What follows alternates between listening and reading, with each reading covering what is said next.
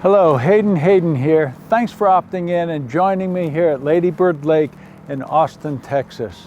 Some people have called me the conflict guru because I've helped companies and municipalities like Austin here with the very best and most effective way to handle conflict, and I'm here to help you do the same thing. I've held interventions with executive teams that were struggling in their work together at NASA, the EPA, and a whole host of other companies. The same knowledge and skill sets that I taught them will help you in any conflict you have, ranging from office skirmishes to family battles. Really, when you understand what's at the core of conflict, you now have access to improving every area of your life. It feels like it's taken me a lifetime to understand conflict and get to where I am now. Honestly, if I knew then what I knew now when I was having so many difficulties in my marriage and my business, I'm confident I would not have had the trouble or terrible outcomes I had. I'm not proud that I failed in relationships and business, but I have used that pain to learn everything I could from it. While conflict will always be a part of life, I now have the insights, skills, and tools to handle it at a level I never have before, and I want to share that with you so that you don't have to spend a lifetime trying to learn what I've already learned. Over time, I've identified a predictable cycle of conflict. When you see what's happening, it's so much easier to do something about it. Let me show you what I mean. There is a cycle of conflict. How you relate to and handle conflict will determine the health of your relationships and the effectiveness of your results. Handled well, they will flourish. Handled poorly, they will suffer.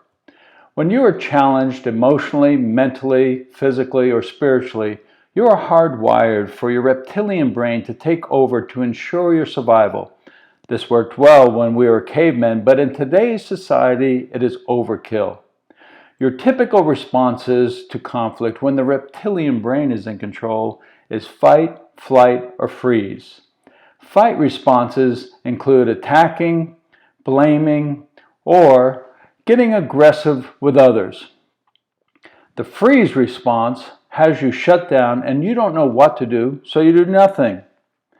If the fight or freeze responses don't work, you get defensive, disengage, or simply check out mentally, emotionally, or physically. None of these responses work to develop healthy relationships or get powerful results. The reason they don't work is that these responses support our negative feelings, which drive our negative actions and behaviors by having our negative feelings explode on others, disconnecting us from others. Alternately, we can use these negative feelings as a guidance system to simply confirm that a legitimate need of ours has not been acknowledged or satisfied. If we don't do this, we will continue to let our negative emotions run havoc, ruining hopes of eventually getting our needs met. This is by far the most difficult path. If we break this cycle of conflict by getting curious about what the need is and asking a question to uncover, this is safe and respectful.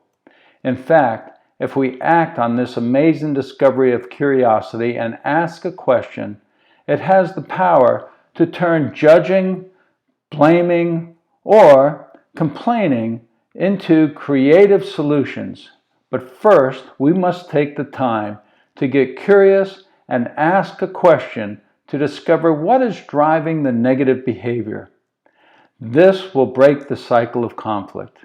If you don't break the cycle of conflict by getting curious and asking a question, you will continue the cycle of conflict and respond as you typically have done through your reptilian brain of fight, flight, or freeze reaction. The choice is yours. Choose fight, flight, or freeze, and your relationships will suffer. Choose curiosity to uncover legitimate needs, and they will flourish. Now that you've seen how we typically respond to others, you also see that there's a way to break that cycle of conflict through curiosity. In 2013, I was contacted by the chairman of the board to see if I would meet with the CEO and president of a large international manufacturing company to see if I had any secrets up my sleeve to help them operate more effectively with each other and to stop yelling and arguing each other. When we first met, I said, you know, often the worst disagreements occur when both parties think they're right. They laughed and agreed with me. Then I said, you know why that is? And they said, it's because both parties will dig in and refuse to budge. I said, that's right. And do you know why that is? And then I answered my own question. It's because both parties have legitimate needs that have not been acknowledged or addressed. Then I asked them to share a conflict with me that had been going on for at least 4 or 5 years. The constant conflict that they had was that when the CEO wanted to include other leaders in a decision, he would call a meeting. The frustrated president said him calling a meeting had a ripple effect throughout the entire company, and the other leaders would have to cancel their meetings and reschedule work. He thought it hindered their ongoing work in progress. So I then showed them a list of feelings, and at the top were feelings, positive feelings you have when your needs are satisfied. At the bottom were lists of feelings you have when your needs aren't satisfied, and they were all negative. They identified that they both had feelings of annoyance, anger, and frustration. That simply confirmed to me that they both had legitimate needs that had not been acknowledged or met.